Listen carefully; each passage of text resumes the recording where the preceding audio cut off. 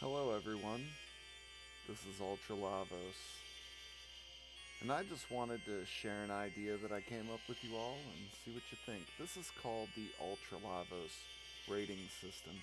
I was thinking about all the games I've played in the Let's Plays and ones that are to come, and usually when it's over I give a short little review, and you get the feeling of what I think about the game as I'm playing through it, but I've never really had a rating system, and I came up with these 10 categories to make it fair, because there are some bad games, but even the bad games have some good aspects to them out there, and some of the good games have some areas they're lacking in.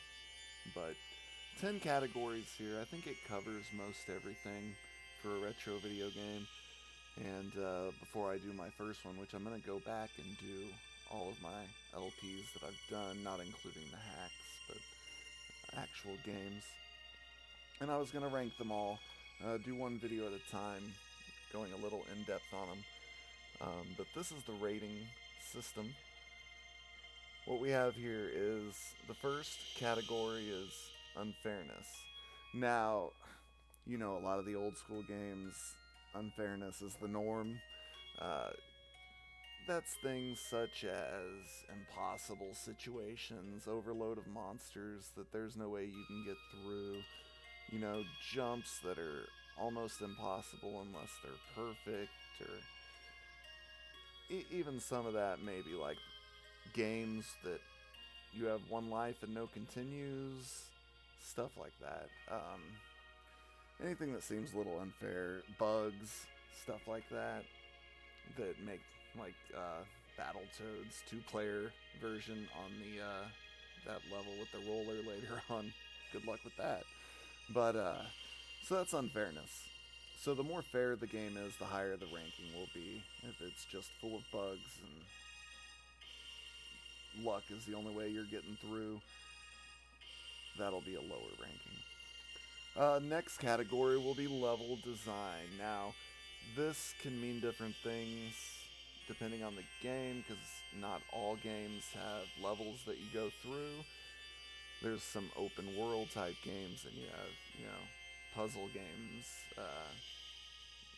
Some of those have levels, but it'll basically be like the design of the level, the world, wherever the game is taking place, like just the design. Did they put thought into it? Is it boring? Things like that. Now, next is theme and story, and I can't do just story because a lot of these games back then didn't have in-depth stories or anything, but they can be very thematic, and just you can tell the story by the art, the music, everything that's going on. So I figured theme slash story would be a good category. So the fourth category is reliable controls. Now, how the controller works, how it reacts to you, what buttons you have to hit. I don't want B to be my jump button. So yeah, reliable controls, like controls that you just get and, they work. Like, think any Mario game, those are reliable controls. You jump, the physics are good, the input is good. So, reliable controls, I feel, is important for games. Now, some games, they're more important than others, but you still want... And also, slower non-action games, reliable controls could also be referring to the menus you have to use and stuff like that. So now we go to the awesome factor, and this is more on a personal level of just how awesome is this game? What is that sense I get when I play this game for the first time, when I remember playing it for the first time, or even going back and playing it. Once I'm playing that game, how in awe am I of how amazing of a game it is? So, that's the awesome factor. Then we got longevity, and this is kind of both short-term and long-term longevity. So short-term, as in, once you start playing the game, do you want to finish it? Is it one of those games that you just dread going through and having to finish it? If so, that's going to be a low score, because that doesn't even have short-term longevity. Now, you can get through the game, but is it a game you want to go back and revisit? Is it a game you look forward to going back? Does it still stand the test of time after all the years? So that's longevity. Next will be accessibility. I didn't know the best way to word this, but it's more of, is it accessible to general public, not in terms of availability, like trying to find the game or purchase it or the cost too high, because that shouldn't have anything to do with the game rating itself. That's more like, can anyone just jump in? Like, if someone picks this game up to play, can they just start playing, hit the few buttons that are available, figure it out, and enjoy the game? Do you need to use a manual, which, when they made these games, they figured everyone would have the manual when they bought the game. It came with it. There are some games where without the manual, you're going to have some trouble. But then there's games that even go beyond that, and even with the manual, good luck figuring some stuff out because of how cryptic it is, or just it doesn't make sense. You have to, back in the day, you had to go to Nintendo Power, call the counselor hotline, maybe get another tips and trick magazine or those how to win at Nintendo games. Nowadays, we have the internet, so it's not that big of a deal, but still, accessibility. And also in the accessibility, I'm also throwing in that, the difficulty curve as well. Is it something you can jump into and then start to get the hang of it, and it starts getting more difficult? It's not just like throwing you in there and good luck. So that's accessibility. Visuals and graphics, that should be pretty self-explanatory. I'm taking into account what era the games I'm rating came out in. I don't expect, graphics that are modern day on 8-bit, 16-bit systems.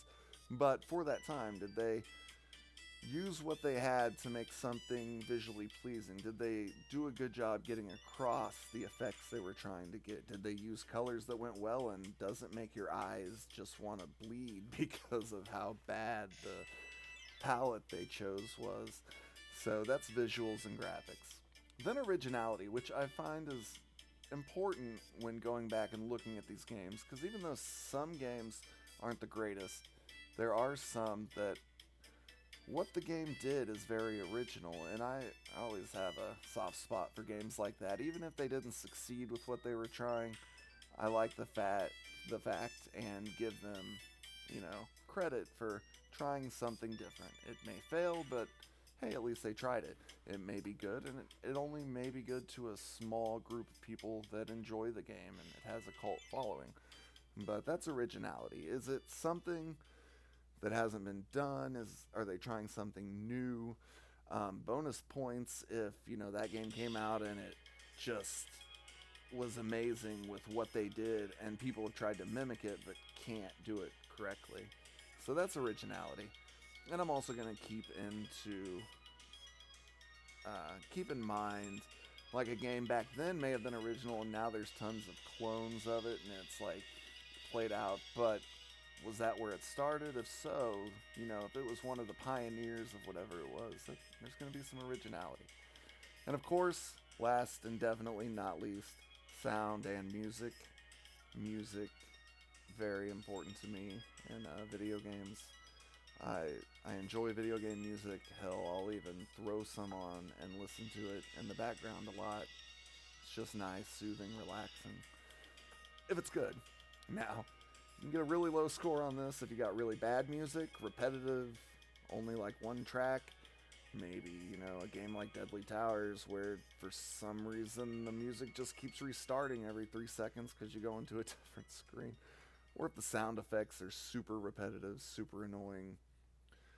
So that's looking at both sound effects and their use, as well as the music and its use. Because, some of those games, they do a really good job at just setting the tone with the music. So those are the 10 categories. So basically, I will add them all up. It's going to be a score of 0, actually. You can get a 0. 0 to 10 in each of these categories. Add them up, divide it by 10, because there's 10 categories. So easy, just move a decimal point over. So basically every point gives you 0.1 in the ranking. So Lowest score would be 0, which I doubt any game would get that. Every game has at least some decent quality that's going to be more than the 0 on at least one of these categories, I would hope. Unless I was looking at individual games on Action 52, but I don't think I ever want to do that. But I think this will be cool. It'll be a good way to kind of put a rating, I guess, on each of these games and find out where they fall. And I've done this just trying this out with a few different games, and it's interesting when you break it down in these different categories where the games land, and games you thought, you know, were greater in your mind than other ones actually was not falling in that order. But some of them, they still do. And there could be, you know, some bias in here because, you know, it's based on my experience. But I'm also trying to look at some of it without, you know, rose-tinted goggles. So, anyways, I hope you all are interested in this. If you are, leave a comment and let me know. Feedback is good. I like feedback, whether it's positive, even some negative feedback. You know, it's not gonna hurt my feelings.